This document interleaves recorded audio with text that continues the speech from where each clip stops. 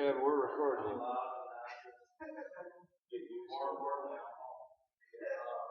Ron Mack. Clean day is December 8th, 2006. We got an NH sponsor I'm going to say that to qualify myself, I say to give people and I am a little nervous. I was a little nervous speaking in front of people. I don't know why. I love being a lot of basketball. Really a little nervous talking in front of people, so it was awesome. Life on life's terms, knowing I was asked to be of service here, and I had some choices to make about the topics that one. Well, first of all, the one about mine was the early morning ones. I figured nobody would be here.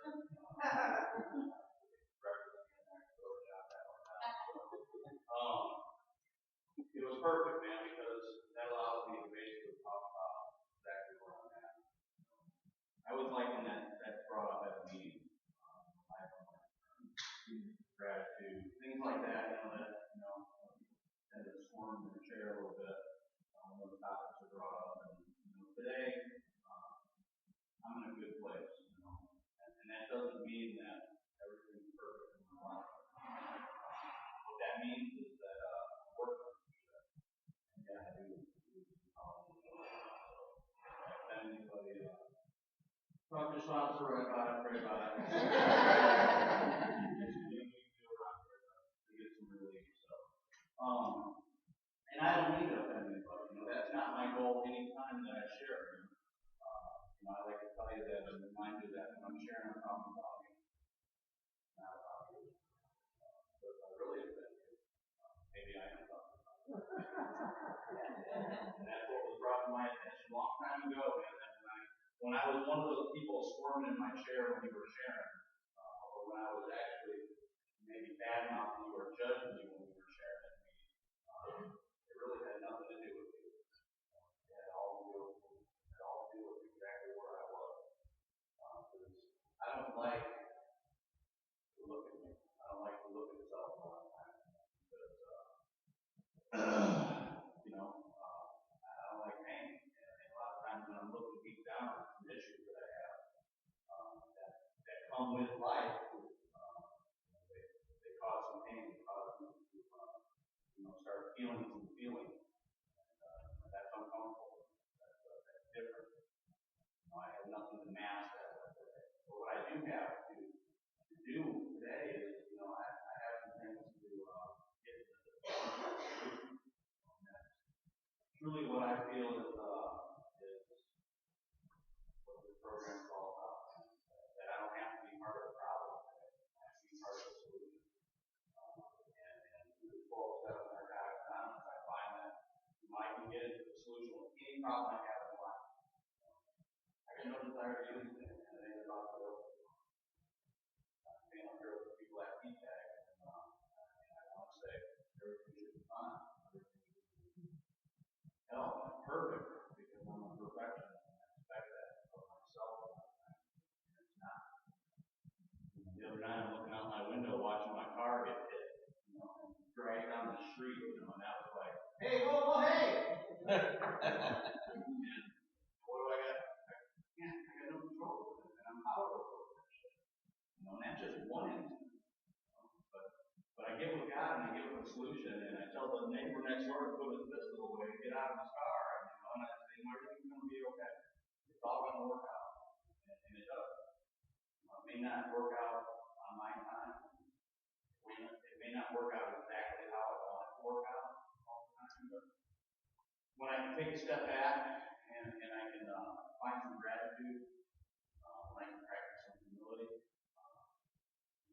life on life's terms, there's another trip around the block. That's not good time. Because I stand up here and I can promise you this, that lie is dead. Once an addict, always an addict, man. Don't believe it for a second. Any addict can get finished.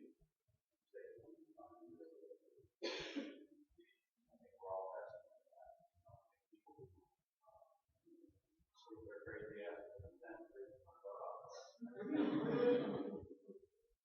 it's all good.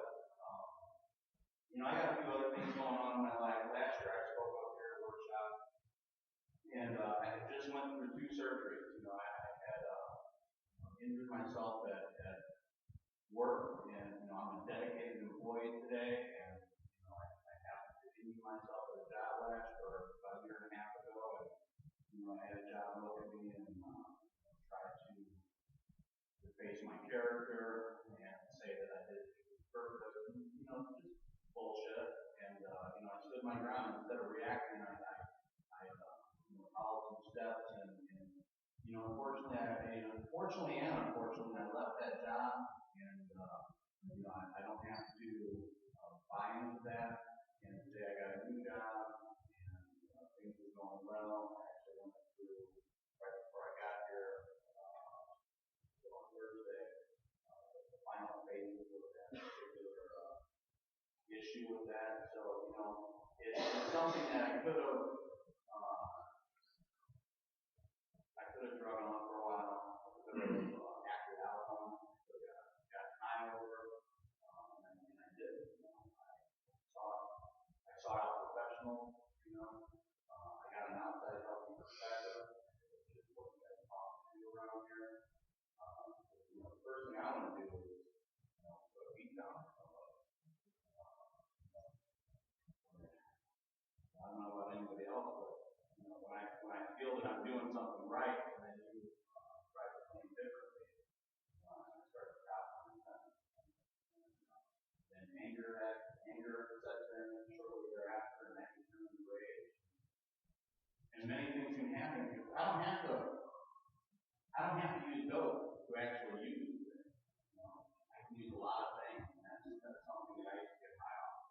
I used to get high off of putting my hands on other people, you know, lashing out with my tongue, because I also found out in the process that I could really just as bad with words. And I don't want to do that today. I don't want to make amends clean that I don't necessarily have to. I've learned throughout this process also that I can, you know, not react, not shoot from the hip. I can take a step back, I can get with God, you know, talk to my sponsor, or throw a step at it, as you like to say, or write about it. You know, I can find some relief. I made a commitment about a year and a half ago when I actually got my initial injury, and to really dive into this program, man, because I was in a place that, I don't know, I was getting complacent with what it was. That's where I was dealing with some complacency. I wasn't working steps. I was in meetings with a room full of people alone. And if I wasn't feeling alone, I was bad mouthing you. Here we go again. I got to listen to her story. That guy's going to say the same shit he said yesterday. You know, I was in that spot, man. That was a dangerous spot for me to be in. Because I stepped right into that isolation and separation. And I've been there before. I've been before. So I made a commitment about a year and a half ago. I got a new sponsor, and one of the reasons I did because I knew he really pushed working steps, not necessarily at a fast pace, but it was, you know, we definitely get down to business. And, you know, I've been through a few different ways to work steps, but this was a new way for me. I'm not saying any other way is bad or wrong. I really needed to get what I got with. So we worked some steps, and you know, I did like 12 months, and that was the first time I had really felt some relief, some serious relief, and I needed it. And I was able to deal with not only myself, but with everybody else. That was important. You know, I like to say that the more I work on me, the better you get. I say that a lot, and not to offend anyone, because quite frankly, it has nothing to do with that. It has absolutely nothing to do with it. You know, it has all to do with me, my spiritual condition, how I'm applying myself, am I being of service? And my first sponsor used to always say, when he tried to come in my head, all about love and service to himself. And I never really got with that at the time, but today I know that to be true. And the more I give, the more I get. The more I give, the better this thing works.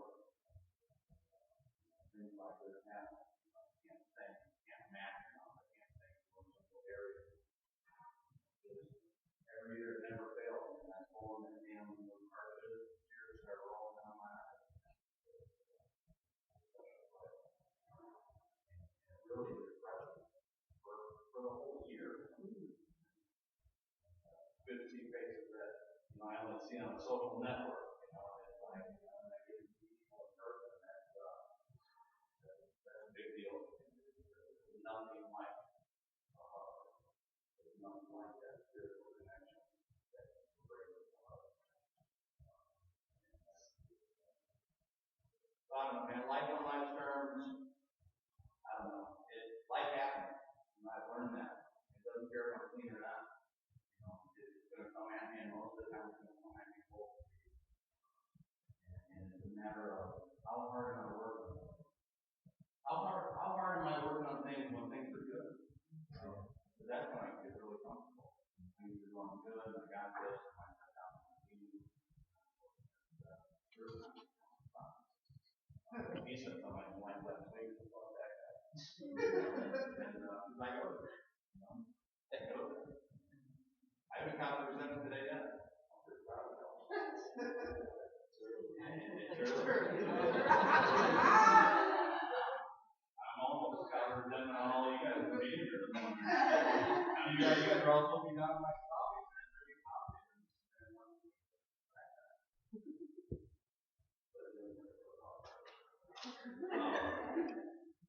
Yeah, I don't know.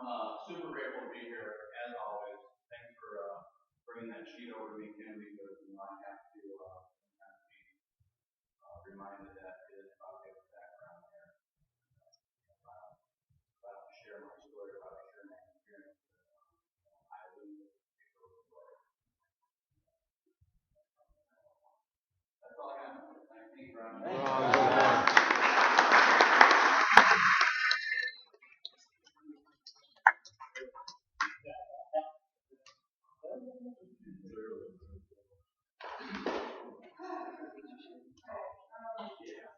Next speaker is John. John here.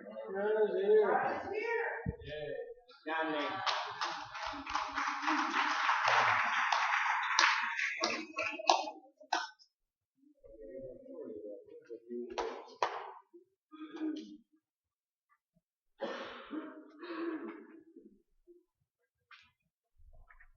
Put the head on that. Don't trip over the cord. Watch it. My name is John. I'm really grateful to be here. Grateful to be here. Last night, somebody come up to me. There's been a lot of stuff going on in my life in the last year, and I'm really emotional still. I apologize for that. Somebody asked me I was asked last night about doing a workshop, and when I was looking at the sheet, it seemed like one of my terms, much like Rob, I thought early in the morning, yeah, during the day.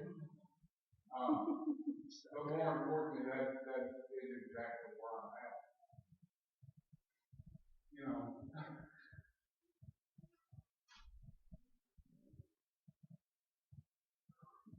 A year ago, I had a sponsee, a really close friend of mine,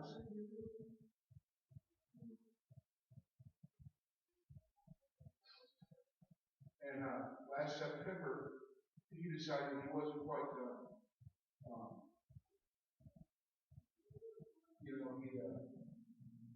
He went back down, and literally in a matter of days, his sister's knocking on my door saying that I'm dead. That was really tough to get through, and a couple of the suggestions that I heard earlier in recovery, a couple of things that Rob talked about. Pray about it, write about it, and talk about it. Man, I can relate to that. Those thoughts I get quite a bit anymore of, and this guy's just thinking about the same stuff over and over. And I brought that up to a few people, but that's the things that my head tells me. My sponsor's always asking me, how many times have you heard somebody say that? What this means? But that's the stuff allowed me to get through that without using. There's a lot of things that's happened that, there's been a few times in the last year that using it sounded like a decent idea until I played that tape all the way through. But today what sounds more attractive for me is running, just not dealing with the shit. As hard as it was to lose my friend, a couple months later I found out my dad had cancer.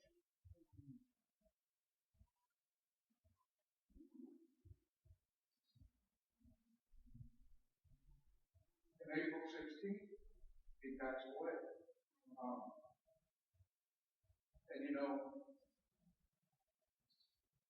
In December they gave him 18 months, and so there's plenty of time to hang out with him. Yeah, it's going to be tough, but 6 months later he's gone. But there's been, because of recovery, because of Narcotics Anonymous, I've been able to find a whole lot of gifts in those 5 months that I've spent with my dad. It wasn't too long ago that I lost another family member when I was using. And the whole time it was about for me, what am I going to do without them? And after they're gone, after they were gone, I just used a lot more to cover all that shit up. And I found out the hard way when I got clean that those feelings we stuff don't just stay down there and lay dormant, they grow. And they're tougher to deal with when I keep them inside for a while. So I'm grateful today to be able to stand up here and talk about this stuff, and be able to stand up here and try. I'm grateful to be able to have a network that I can open up to about this stuff, because as uncomfortable as it is, as much as it hurts, I know that it'd be so much worse if I didn't talk about it. I know what stuff in that stuff is. For me, life on life's terms is never what crosses my mind when something good happens without my control. It's always when something negative happens. And you don't get much more powerless than watching a guy that was your superhero just disappear. And that's one of the things that how did I get through without using? I had to talk quite a bit about it, bring it up a lot in meetings. I'm really lucky to have a wife who's she's a normie, but she's not a normie. She's one of us who just didn't get into the dope like I did. And she's completely supportive of my recovery. And every now and then I get reminded of just how special it is. How blessed I am. Because for one thing, it's real easy for me to call and tell my sponsor or tell anybody else in my network that I'm doing okay today. Because there's a lot of days where I'm doing okay in the moment, and I don't want to talk about those moments of not doing okay. But she sees all those moments, and she tells me, "How long's it been since you picked up your damn phone?" She tells me, "Maybe you need to go to a meeting. Is that a good idea?"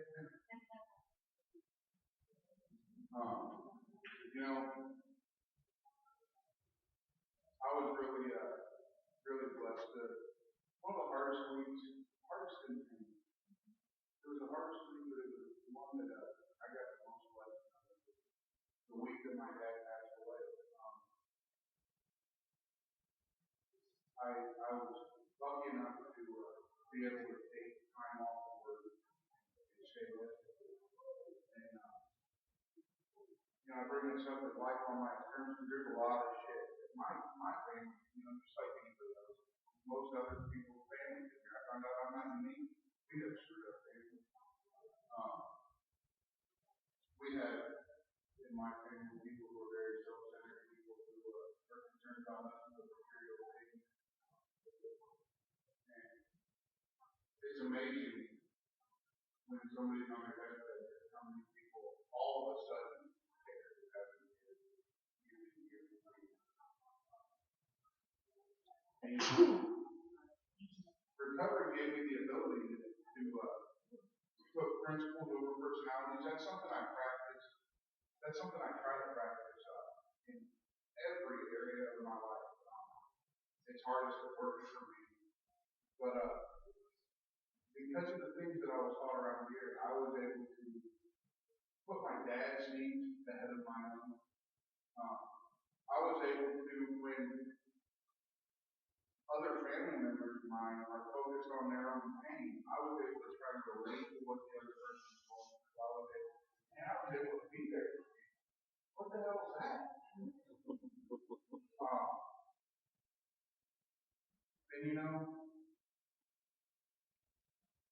I did some things that I never thought I would ever have the courage to do. There were some people that were all about causing drama. And that's not something that somebody that's been there dying needs to be around. And I made a commitment that my job, the whole reason I stayed with my dad was to make sure that he had a peaceful environment. Make sure that he wasn't stressed out. And when it come down to it, you know, because I knew some of these things were going to happen. And as the time got closer, I'm thinking, do I really have what it takes to step up and tell his sister, you need to either calm down or leave. This is not appropriate. Because I don't want to be that guy that anybody can say, well, I couldn't spend the last time with him because John kicked me out of it. But you know, I learned around here that our choices have consequences. And I learned that as long as I put it out there from the get-go, I'm taking the ball out of my court and giving it to you. The responsibility is on you. And that's what I did. You know, I let her know right up front that it's got to be a calm environment or people will not be allowed to stay. And when the time came, somewhere I'm encouraged to, it didn't remain calm for very long. But I was able to step up and say, you know what, this has got to change or you can't come back. And as much as I like to put on the tough guy front, I don't give a shit what anybody thinks about me front. Inside, I'm a shaky, scared little boy who wants everybody to like him. Inside, I'm very much a people pleaser. Not as bad as I was when I was using. And see, I never did that about me before. But looking back at some of my behaviors, I was. And, you know, I wish I could remember who it was. I just heard talking about this, and it relates to the things that I've been going through. Somebody was telling me, and I used to hold the idea that I had courage because I wasn't afraid of anything. I wasn't afraid of anybody. I didn't give a shit about any of it.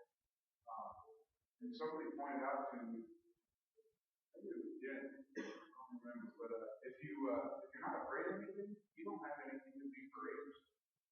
You know, courage is walking through that fear. And that's what I had to take down and define that week of my dad's death to make sure that I was doing what I needed to do. And you know, since then, violent life scriptures still happen. You know, my dad wasn't a super wealthy man, but he had a lot of stuff. He had some money when he passed away. And there's a lot of stuff that in the last couple of years I started to get into woodworking. And he was so excited when I started tinkering around. And, you know, ever since he found out he had cancer, he had this wood shop, and he'd tell me all the time, this spring we're going to go out there, and you're not going to have a garage left, son. All that stuff, we're going to move to your house. I'm going to show you how to use the rest of it if you don't know how to use it.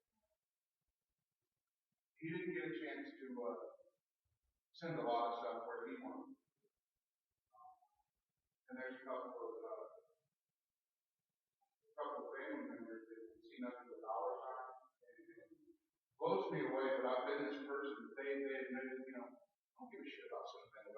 means nothing.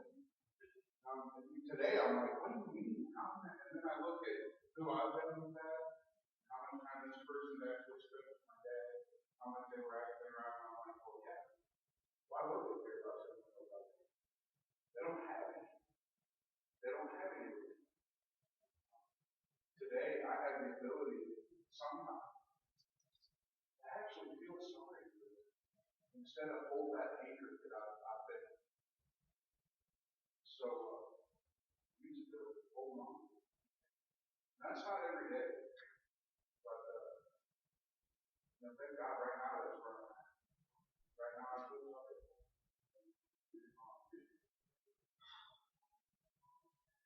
On top of losing my friend and my dad. Yeah, I've got a real close family.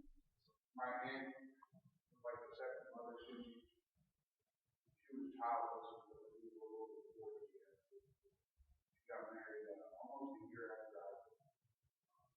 The guy she got married to, he's got every one of my character defects and none of the tools of the Lord. And you know, today I know, even though I didn't like it, not too long ago I reached out for my aunt's sake. Because I was taught to do the right thing no matter what. I was taught to play the game all the way through. What would I? Is it going to be easier to sleep at night knowing I did all I can, or is it going to be easier to sleep at night knowing I just take part? I don't like to go about yourself.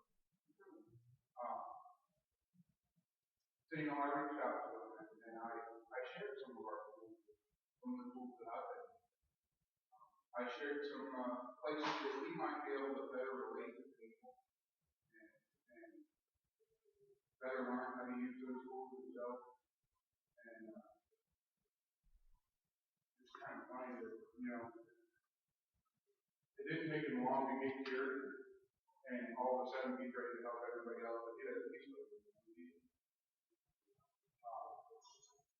And him and my aunt are going through a really nasty, hate-filled divorce right now. And life online scripture for me steps into it because I've got two cousins that are 1 and 2 years younger than my children. And they're stuck right in the middle. I'm watching these young little girls be used as weapons. And I know how John would have reacted before. I know the things that John has thought about it. But, you know, one of the gifts I've got around here is learning to play that tape all the way through it. And for some reason, I don't know how this happened, but through acting addiction, I never had a pair of handcuffs on. And that wasn't from a lack of trying. I've done some really stupid stuff that I have no idea how I didn't end up in prison for. But I didn't get clean to end up in jail. I didn't get clean to end up with an assault charge or a murder charge. Because sometimes that's where my head takes stuff, you know. I'm still sick. And something else I heard Rob say that I could really relate to is I actually caught myself not too long ago saying, I shouldn't be feeling like this. I shouldn't be dealing with this stuff like this. And they said, why? Shit, I don't know. You know, and the reality is, my head was saying, God, you're better than this. This isn't where you. And you know, when she asked me why, I'm forced to. That's the only reason why. But I know I'm not here. But sometimes I still think I am. I guess.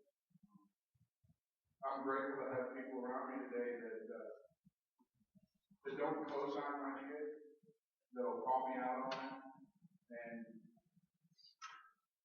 I'm grateful to have people around me that can show me how to make my decisions, live my life based on principles rather than feelings. That's been another big thing. I've seen a couple of people that are fairly close to me make some pretty major decisions based on feelings. And I'm watching them go through the consequences of that. And, you know, it really pissed me off and it really hurt. And I shared with them that, today, for me, it's about, making my decision on the principle that I was feeling. Well, then, all this stuff with my dad had, and, I know where he wanted some of this stuff to go, and I know where some other people want this stuff to go, and so my head said, well, hell, he told you it's yours, John. Go over there and take it. It's yours. Who's going to know? My God will know. And somebody else will know. But today, I'm not so good at keeping secrets, man. I'm not so good at sitting with that stuff trapped inside me. I don't like the way that feels. So even though every fiber of my body said, go down there and load up the pickup truck and take off and give them all. I had to process what's the right thing to do. How am I leaving this in my higher power's hands if I do that? How am I turning this over? How am I going to do that? You're not. You're taking over self-will and doing it your way. And how does that make you end up? Not good. Not good for me and not good for anybody else around.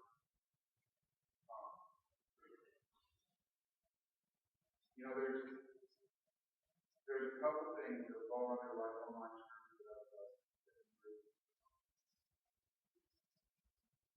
And a couple of them that the basic text talks about are jobless, homeless. I've been jobless and made it through that without it.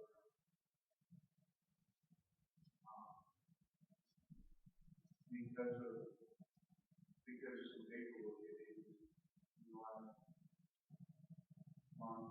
We've not really known if tomorrow we've not really known what the future holds for our house. We were buying our house off of a contract with my dad. I can't afford to go out and get a loan. I don't have the credit. So if it comes down to that, who knows?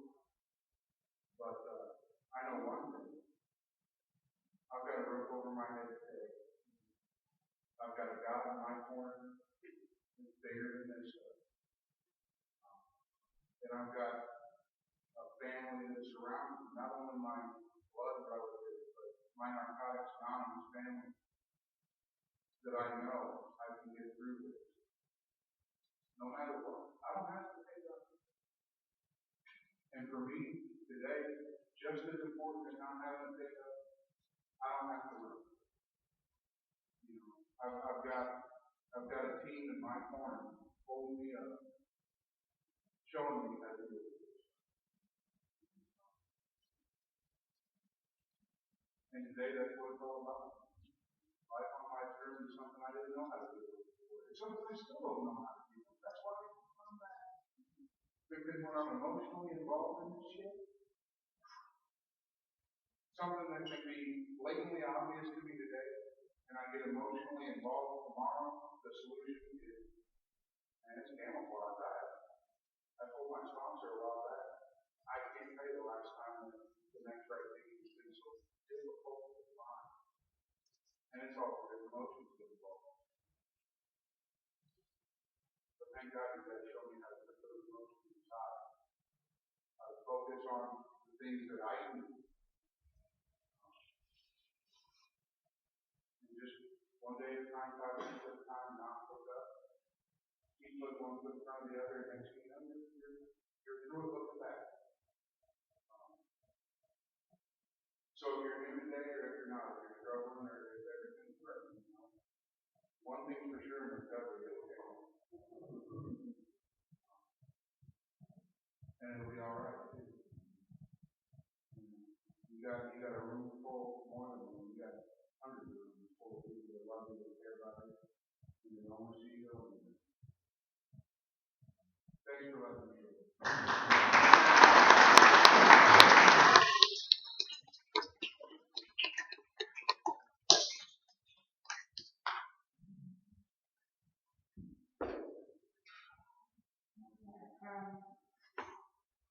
We have a few minutes left. Lord, open for us to come and do your word, you are being recorded. Keep people come to move through it, others to have a chance to share.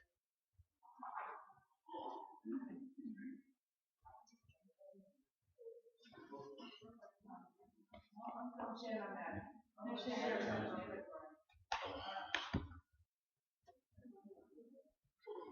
I've been coming here around how many years now? I wasn't here at number one, but I was here 2 or 3 years. And my daughter grew up here, and she's 24 now. And if anybody knows me, they see Carly around. And, my little one, she's 4 and a half. And, she passed away in Buffalo.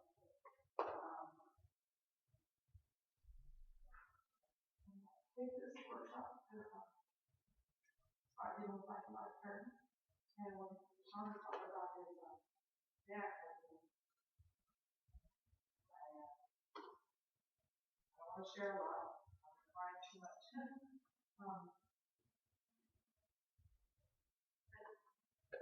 Carly was my happy place and came back to happy place. So I got to get here to get some peace and serenity. Anyway, I just wanted to thank her for being here and Shannon, Oh, love just you, Shannon. Shannon. Glad you're here, Shannon.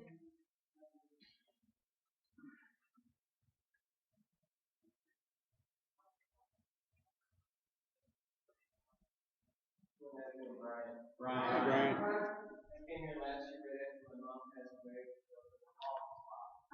And you guys really triaged me real well. And I don't go to conventions the way I used to, as much as I used to. I don't hear as much. But this one, I don't know. There's something about this place that did me so much good then. And I'm sorry.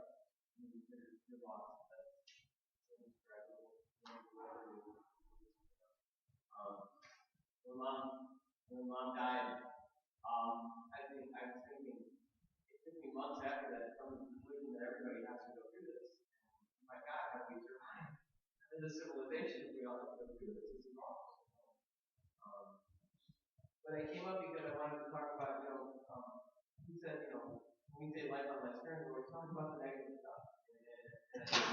It's like that most of the time. Right after I came up here last year, I was supervising the place that I was working. And right after I came up here last year, I was off my game. I was all messed up with mom dying, and I started taking antidepressants. Couldn't plug in. I couldn't keep going. And some people also in the fellowship. I mean, these are members that I work with, but just not really in a good spot themselves. Sort of took the initiative because I think they were not used to. I was young. I was from the suburbs, working in the city with a bunch of people who were older who didn't like this young uppity guy showing up and being in charge. So right after all that, after I left here last year, and a month or so later, I was accused of being racist and sexist at work, hostile, and that I had done all these things, and a group of people had actually put together like a little deal, this accusation that I was just picking on people and was hostile against all black women in the office, and I lost my job. I mean, they demoted me. They took it at face value. It was too big a possibility, even if it was a baby, because it was, being a supervisor and it being a race issue, that was it. And I was devastated. I worked so hard for my position. Now my mom died. Now I lost my job, and I don't know what's going on. I'm so mad at God. Who the hell? What did I do wrong? What is going on right now? Why is this? How has this gotten worse? But I got to tell you that because of everything that went wrong and all these things, I was, at the end of it, just that one that I wanted to say, I'm sorry. At the end of it, I ended up getting a position in my field 7 miles from my house, making the exact same money and getting to, run an apartment in a place that I did my internship, and now I have this amazing job. And you're right, and I'm allowed to make changes, I'm allowed to help better at what they do, to be better counselors. I'm always afraid to say that I work, as a counselor here, like, I'm going to put people in, like, being putty. That's what I do for a living. And now I get to do that. And then the message was that the life on life term part was that just because I think something sucks doesn't mean it actually sucks. It means I'm supposed to show up, do my piece, and wait for God to do his piece, and that he doesn't owe me an explanation. So when I'm going, why? And God's probably like, shut up for a second. I'm like, shut up for a second. I got this. I don't have to explain myself to you. You wouldn't get it anyway. So here it is, 7 months later or whatever into this job, and I'm in the happiest place in my life, and I know that my the anniversary of my mom, she's good in heaven, and everything is where it's supposed to be. And it's only because I didn't do what I thought was the right thing, what I wanted to do. Which was just knock something over and go nuts. And life on life's terms means I have no idea what it means. I'm just supposed to report for duty, so keep doing the same thing that I was programmed to do in the first place, and stay the hell out of the way, and let it happen. And then amazing things can happen. So I wanted to be able to have like an aftermath last year, where that all went. And thank you guys so much for being here for life. Tell you, I don't know if one more. I just want to say it. Thank you.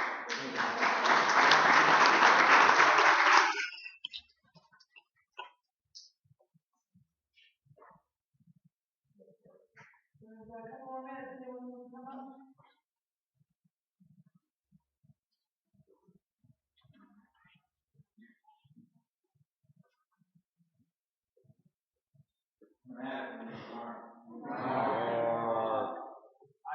I want to talk about some of the successful things that happen in the when it all goes to hell, if you've been coming around and you've been trying to do some things, and I say you, but I mean me. I'm coming around, I'm trying to do some things, and things go wrong. Sometimes I'm in a better shape of acceptance to go to a meeting and feel that love, and to have everybody come and tell you, hey man, it's going to be all right, just don't use no matter what. See, those are magic words. Don't use no matter what. I don't know what no matter what looks like. Okay? I don't know. And to say that I do is bullshit. I know what some of my no matter what's have been. Okay? And I didn't use. And things turned out. Maybe not the way I would have negotiated them, but they turned out. The thing I think, and this is just me thinking, and I gotta watch that when I say I think, okay?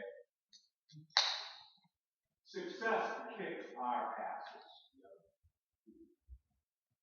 In my little town up in Sault Ste. Marie, Michigan, we got 2 NA meetings on the street.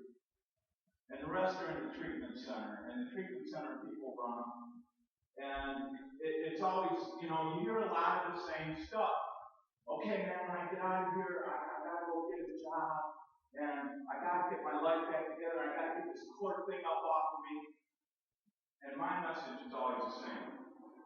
You don't know what the hell you gotta do, but I bet you better go to the meeting. Because this is what you gotta do. You ain't gotta do nothing, but you better go to a meeting and start building that network. Because what's gonna happen, this is what happened to me. I got promoted at work. And I'm not used to these kinds of things. And so what happens, when anything good happens, I revert back to my normal behavior, which is, I've made it. I don't need you anymore. You gave me some tools. I went out and used them. I fixed this shit. And I'm rolling now. I don't need to come back and share it. I don't need to come back and share my success because isn't that egotistical? If you're in a bad space, won't my success just tell you that I'm better than you? These voices, man, they get moving. And I've learned in the 7th step, okay, the shortcomings. The shortcomings, this was just in the Just for Today reading a little while ago, like within the last month, I think. Try to look at people through the eyes of the 7th step. What a peaceful thought that is. If I'm looking at you, thinking about my shortcomings, I might be a little less judgmental. And I might be, okay, for a minute. I mean, if it's for comedy reasons, I might serve it somewhere. But the success thing, I really like putting that out there because I don't know what you're going to look like with 6 months coming, a year coming. And maybe some of these materials, see, society throws some shit at us that we've always been on the outside looking in. And when we think gain is the carrot, we think the gain is a material thing. And we're dope things, man. We can survive through amazing things. Getting high is 2 jobs, okay? So when I take the getting high out and start putting some recovery on it, all of a sudden maybe some material things come kind of quickly. Like, I'm in food service. Hell, you show up for 2 weeks in a row, man. You show up the day after payday, you're going to be running. I quit going out with you guys after work, and all of a sudden I can show up in the morning and my eyes are white, man. So the success, when it comes, I had to learn not to get caught up in that, man. I had to learn not just because I had a car and the license plate matched the registration and I had insurance and I had a picture on my driver's license and shit. That is success, man. And so I have to come and share that. And I have to be reminded that my success is only here because of what you gave me. And if I don't give that back in some way, it will look at me. Whatever I put in front of my recovery will get lost. I will lose. Because whatever I put in front of my recovery becomes my higher power. And I didn't come here looking for no higher power. I just come here to kind of like learn how to take the edge off a little better. I want to take the edge off, man. That's all I want to do. But I don't want consequences, and I thought I could learn that. And what I got is something. And if you haven't got that yet, that's okay. You got something. Because you're sitting in this room. So if you ain't got, see, I used to be so egotistical. Well, used to. That I would always say, man, I wish I could give you what I have. What the hell kind of shit is that? Self-centeredness is the core of my disease. I am self-obsessed. And I was so caught up in, I wish I could give you what I have. I'll tell you what, the best thing I can give you is the ability and the love so you can go out and get some of your own. Okay? And then move that, pass that on. So, please, keep coming back when things are good. When the boss calls you in the office, and I'll tell you what, I'll never forget it. Mark, maybe in my office. Here we go again. I gotta go home and tell the old lady. What did I do, And he sat me down, and I was embarrassed. I couldn't even say thank you. Because a supervisor, had never said those types of things to me before. Never. And I was so tripped by that. So, I finally said thank you, but it wasn't right there. I was very embarrassed. We do not know how to handle success. I did. Okay? And I know, I've been around here long enough to know I'm certainly not unique. I will unique my ass right out the door. So, I know. I just say that, man, because the only way we can keep it is to give it away. So I love you guys. Have a good week. Thanks, Mark.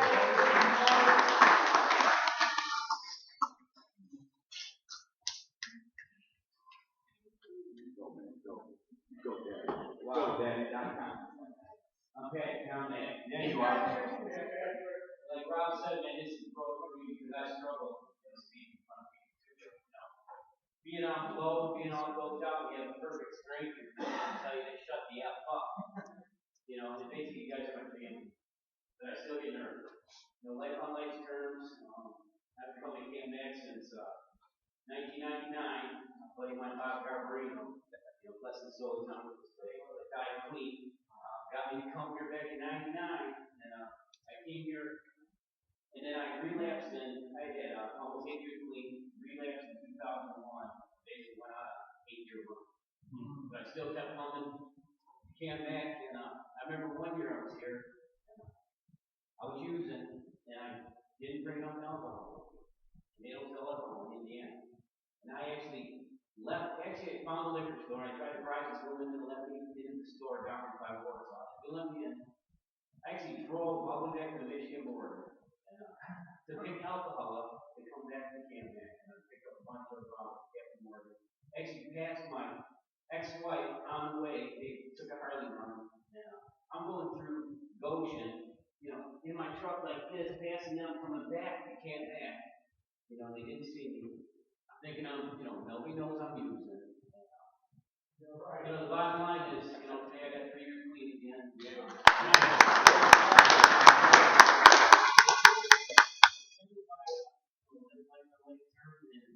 Rob was saying today, I use my sponsor. I got a really good sponsor. We've got 16 years clean sober. This guy's got me working the program where I had just finished working at Working Guy, the 12-step Working Guy. And I've been in this fellowship for 19 years. And we started out with 6 guys in this men's group, and we ended up with just 2 men left, and we finished up 12. For me, it's just having integrity today, following what I say I'm going to do and do it. And for me, the writing, I'm a lazy writer. But once I actually put pen and paper and sit down and start to do it, it's so beneficial for me as far as sharing with another human being to get intimate with other men. And I'm sharing a room right now with my ex-wife.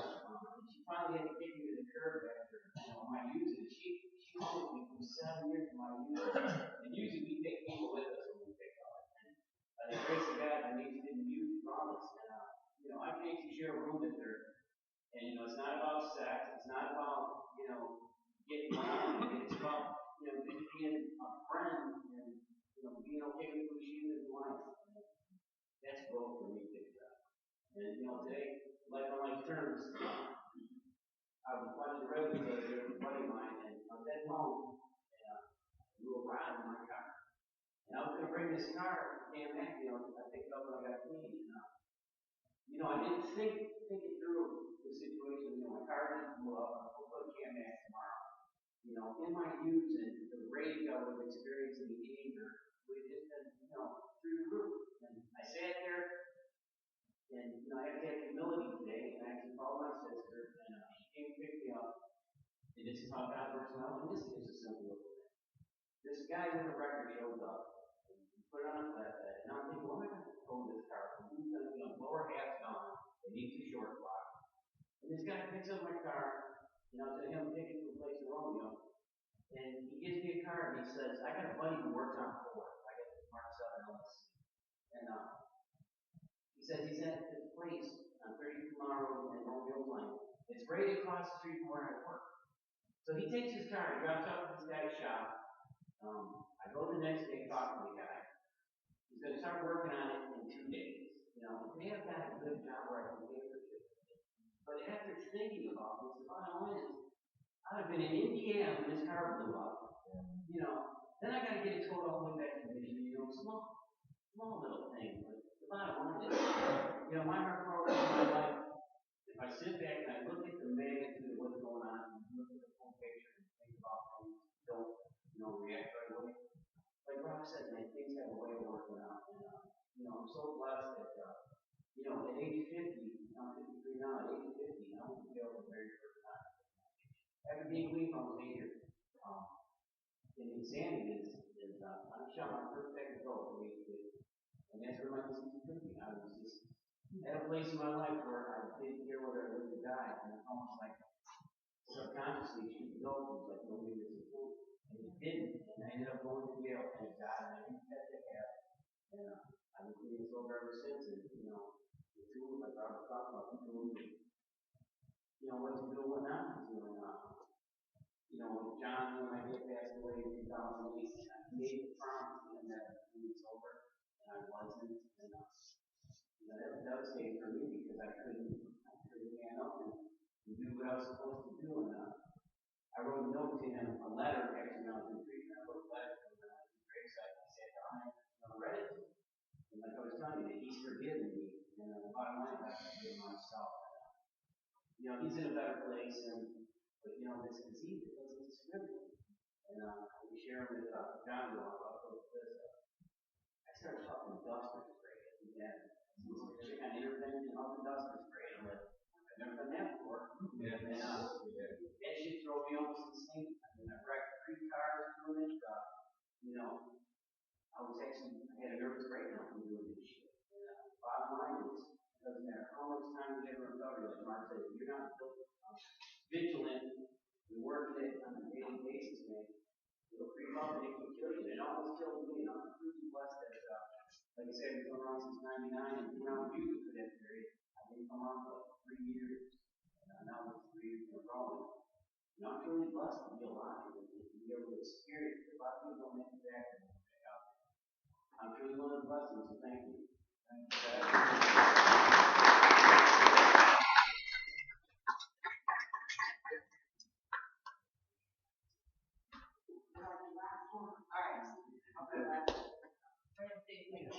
Nice, Stacy.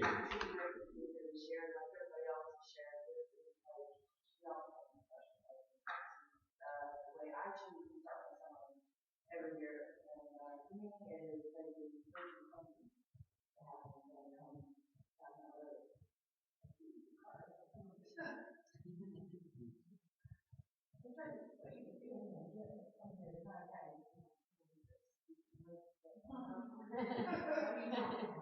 you have to be there to experience it. That's something I really want to do. You know, if I can newcomer, old timer, something that's never feel.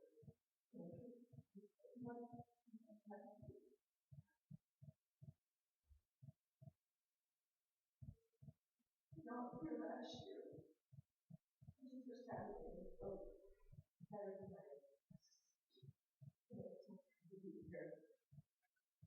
You know that, I'm going to put next story, make sure it's fun, but I see it's like,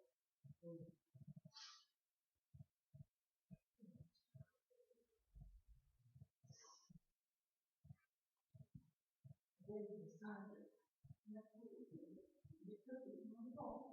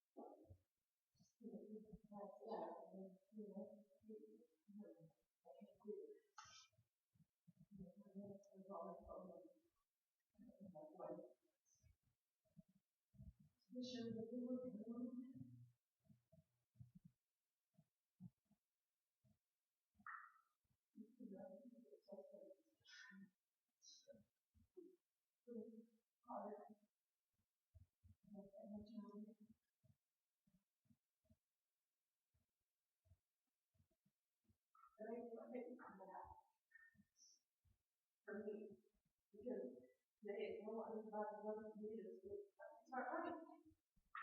And when you run far, you don't want to feel. You know, or not when you get when you have that early, you're the baby. You don't put shit in the body that you're in the I'm doing this shit and I'm in the yeah.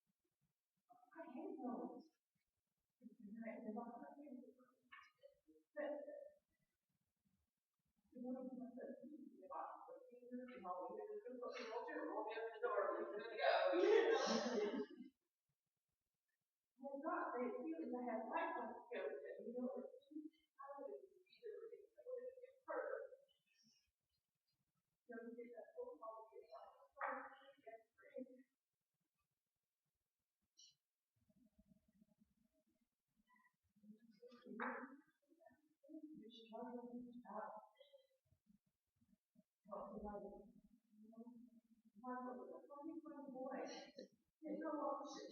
You know,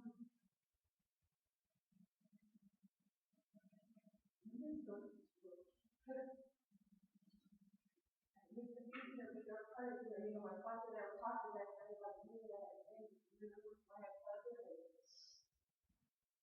We just talked about it like that, the fact that water. And mom, you see the river. She's like, yeah, I didn't get it.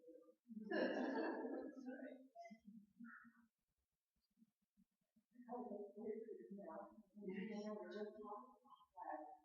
She's funny, and so we never called it that. So we're here, you know, and I want to get out of the darkness, teachers, you know, something, I want to be red and green, you know, for both the boys, you know. I thought about that, I got there, how many teachers is your learning to do? I want to merchandise and that's, you know, I'm going to make sure.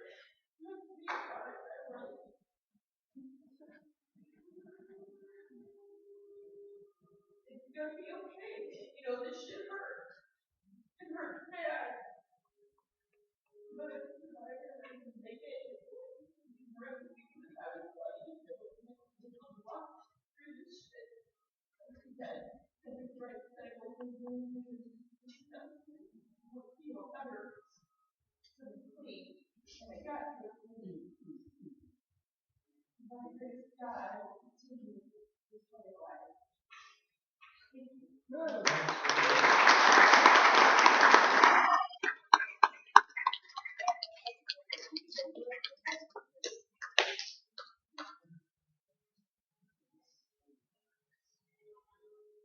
Okay.